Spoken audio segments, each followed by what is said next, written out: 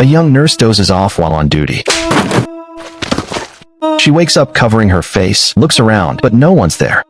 Only the handprint on her cheek proves it wasn't a dream. She thinks someone's messing with her, but just as she turns her head,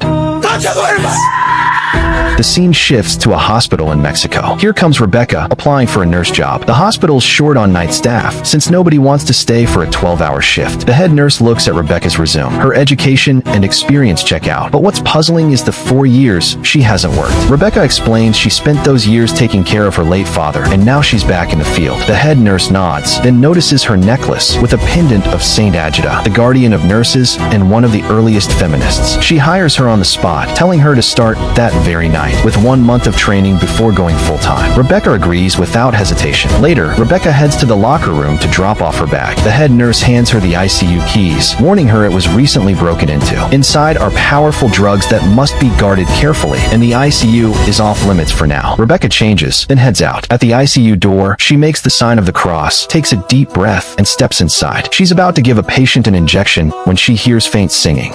She tiptoes to check, but the hallway is empty, though the song keeps going. Rebecca forces herself to stay calm, tells herself to ignore it, and goes back to work. Still, her nerves get the best of her, and she spills iodine all over her uniform. She returns to the locker room to change, and finds her locker door hanging open. Just then, footsteps echo in the hall. A shadowy figure moves past the frosted glass. Rebecca calls out, but no one answers. She hurries out, but finds nothing. Her fear spikes. She rushes back to change into her nurse's uniform when those footsteps come again.